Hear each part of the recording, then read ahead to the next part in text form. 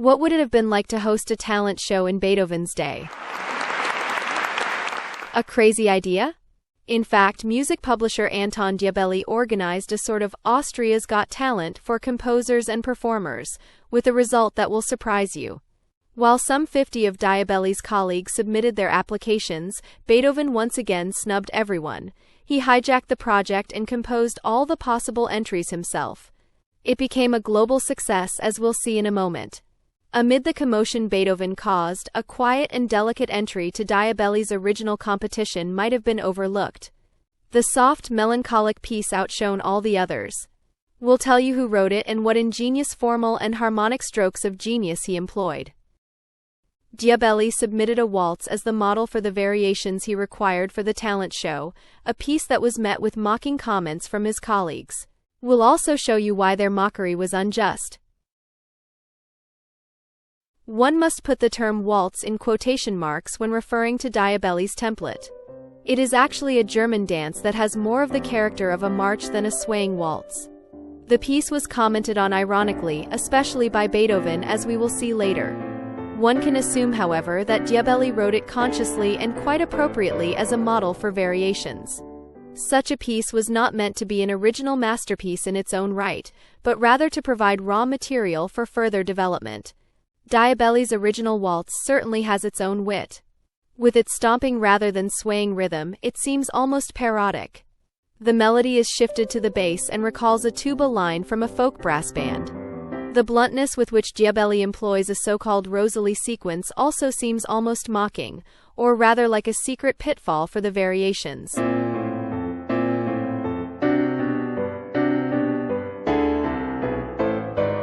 A Rosalie, or in plain German, a Schusterfleck, a shoemaker's patch, is an ascending, usually modulating sequence that apparently seemed hackneyed in Diabelli's day.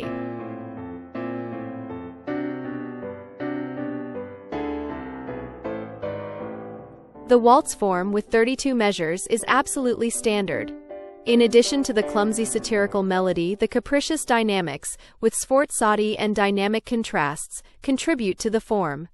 Finally, the shift from the low register at the beginning to the high register at the end is striking. The key scheme is extremely simple and conforms to the rules, thus not limiting the possibilities for variation. From C major, it moves to the dominant key of G major at the end of the first section. The most striking feature, as already mentioned, is the modulation via an ascending sequence, the Rosalie, into the dominant key. Who then contributed what is probably the most beautiful variation? It is Franz Schubert. And what does he make of the rather crude original? For one thing, he changes the key from major to minor, the mode that allows for greater harmonic subtleties, chromatic tension, and expressiveness. He mirrors the opening motif and transforms the blocky original into a more dreamy Landler.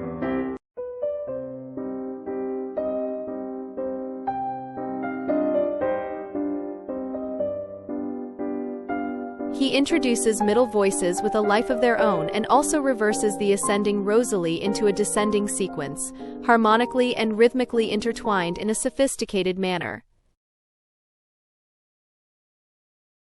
Ludwig van Beethoven helped the Diabelli variations achieve world fame in his own unique way.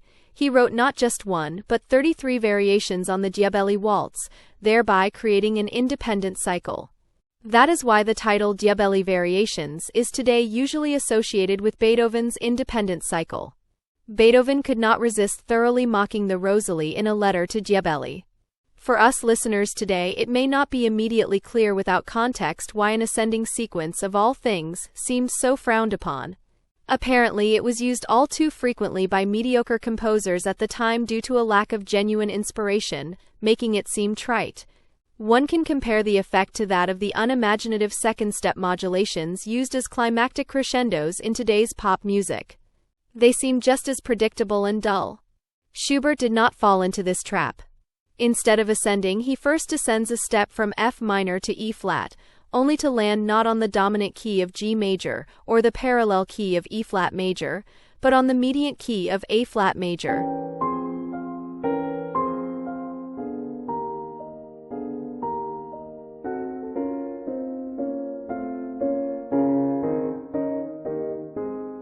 In doing so, he employs some ingenious tricks, which we will explain shortly. First, however, it is worth taking a look at the history of the creation of the variation cycle, or, more precisely, the two cycles, Diabelli's and Beethoven's.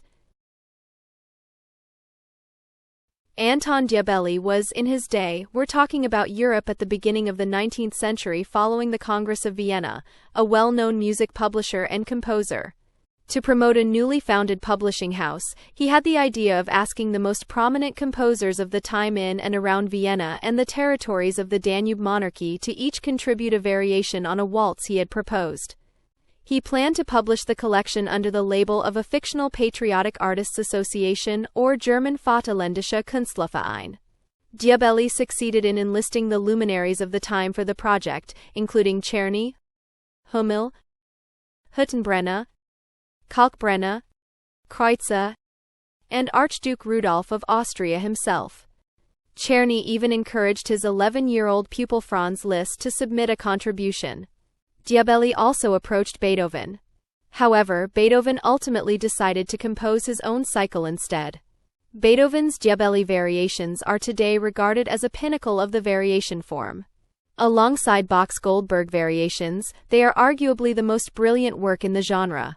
Schubert's contribution to Diabelli's collection, in turn, is regarded by many as the most original and artful contribution to the 50 variations of the Vaterländische Künstlerverein.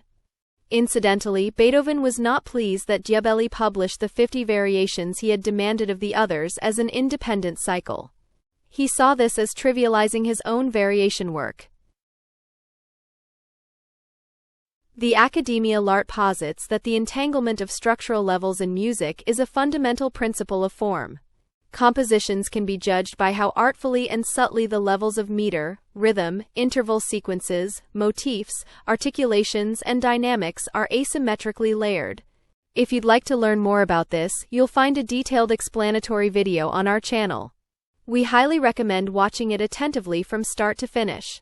Schubert's Diabelli variations illustrate the principle impressively. If one first compares the harmonic schemes of Diabelli and Schubert, it becomes apparent that the original deviates only slightly from the template dictated by meter and four-bar phrasing. In a cliched manner, Diabelli modulates to the dominant key, with a regular four-bar modulation via the second and fifth degrees. A move all too familiar to jazz musicians. Schubert, on the other hand, is quite different.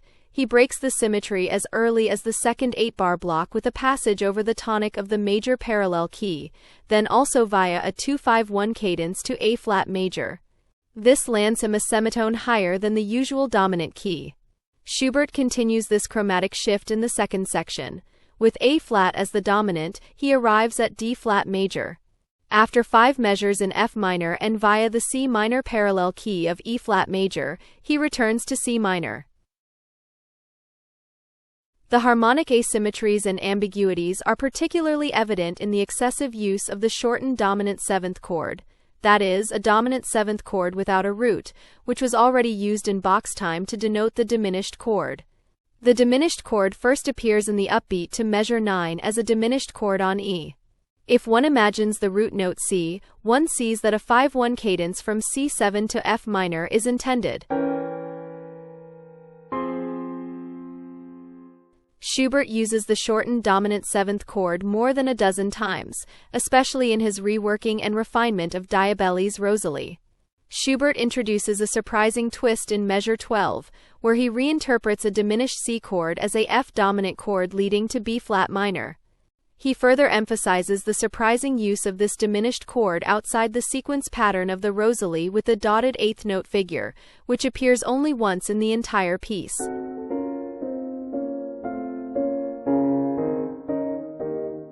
It is astonishing how Schubert ingeniously employs not only the refinement of the harmony, but also its delicate simplification. In measure 21, the B-flat major chord, actually a shortened dominant seventh chord, points toward D-flat. However, this is initially followed by the mediant C, a half-step lower. Schubert brings out the wonderful change in timbre more clearly on the first beat by omitting the seventh, which on the next beats ultimately leads to B-flat minor, the parallel key of D-flat major. Another example of sonic sophistication. In measure 31, the dominant seventh chord initially sounds without the third, which gives it a captivating open timbre just before the end. Schubert finds a bold voicing for the F minor chords in the Rosalie. These are interlocking, nested fourths.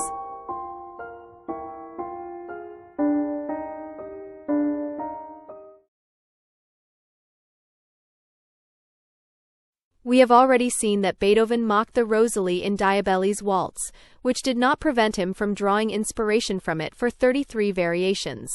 It seems that originality is a criterion for judging the quality of music. Rosalies, by contrast, are merely hackneyed harmonic clichés. Diabelli's waltz, however, plays with clichés because its purpose seems to be to provide inspiring material for variations. One can therefore acknowledge its high quality without a guilty conscience. Schubert's waltz offers an excellent template for improvisations on a classical theme and is therefore part of our classic fakebook. All materials, sheet music, analyses, and tips for improvisation can be found in a PDF available on the Academia l'Art website. You'll find the link in the comments section of this video. One criterion for the quality of a composition seems to be how artfully it interweaves the structural levels. What this means is explained in the channel's explanatory video mentioned above. It's worth watching it from start to finish.